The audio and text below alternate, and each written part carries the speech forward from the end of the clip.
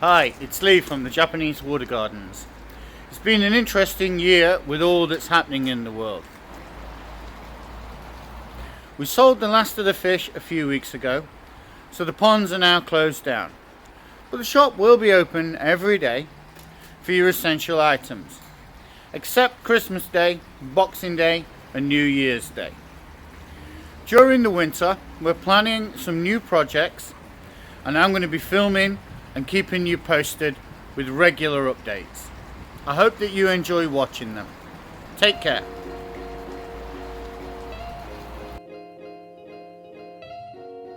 We are not going to have any more koi until the spring next year when we restock the ponds. Running ponds without any fish is pointless and expensive, so we turned off the power and drained down the filters and ponds.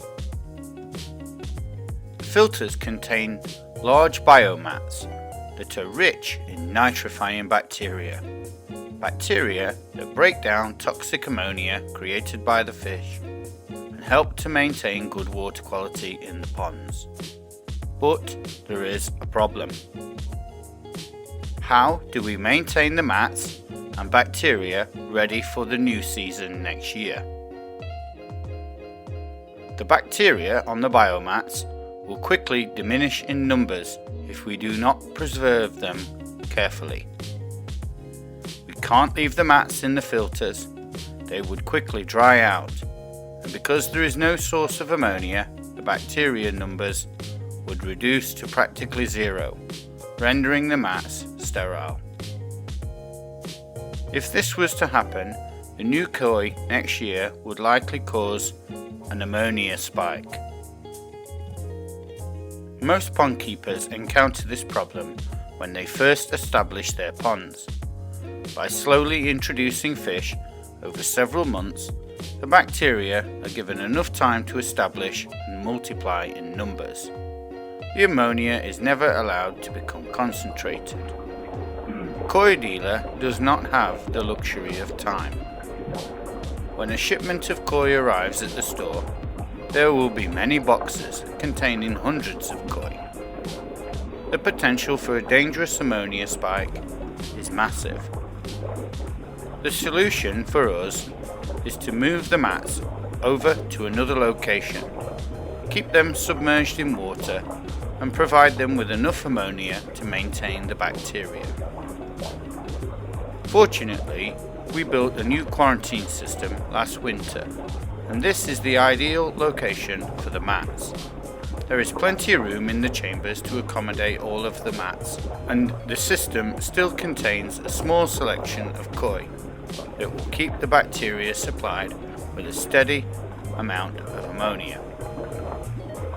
Later in the winter, closer to the time when the new fish will be arriving, extra ammonia will be added to the system to simulate the conditions that will be present when more fish arrive.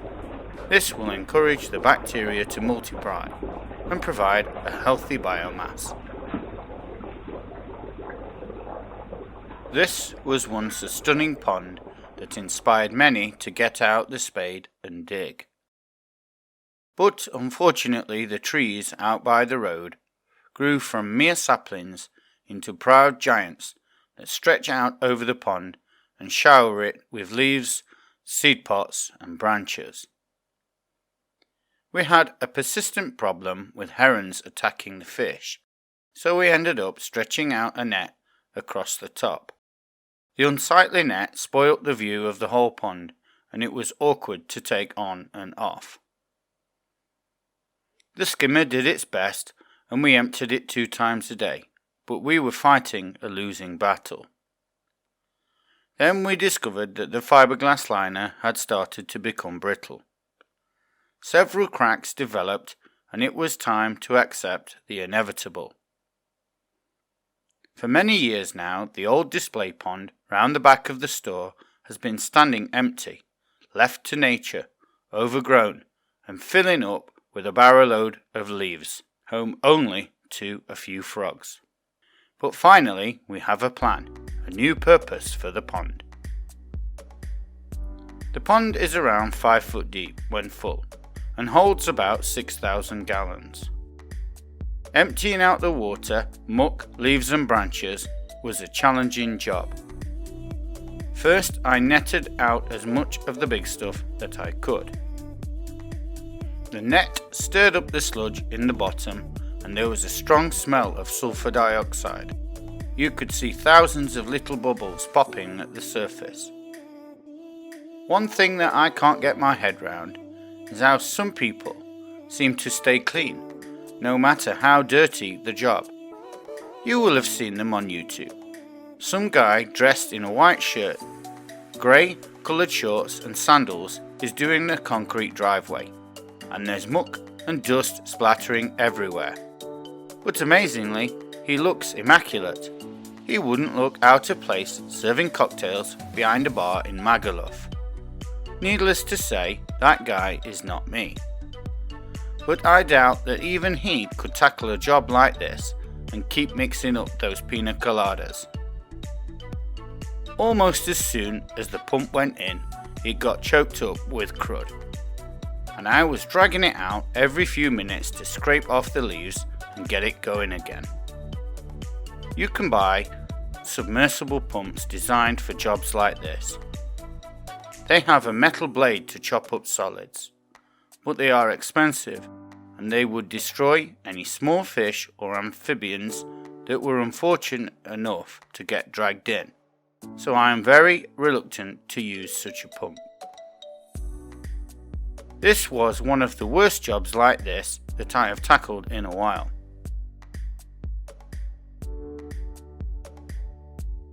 When most of the water was out, I put the pump into a large tub and used a bucket to fill the tub with pond water. I have a large sieve to catch solids. It makes a massive difference.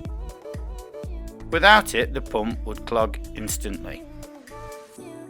The pump empties the water out from the tub as fast as you can fill it. When the sieve is full of solids, you can lift it out and scatter the solids somewhere suitable away from the pond, and any wildlife that's in there gets a chance to crawl out. Eventually, the pond was empty. I turned my attention to the back wall of the pond. The ivy was thick and growing down into the pond. The roots had got tangled up in the boulders at the back, and the old net was mangled into everything. I was cursing that damn heron. The net was tough as hell. I was working on my hands and knees and hacking through it. It took an age. I keep a rough old saw in my toolbox for such an occasion, but it was hard going. I found the remains of an old pump and various other bits that had been claimed by nature. I'd been looking for the old extension lead for years. The pond had a wooden jetty from timber sleepers. I could hardly budge them at first.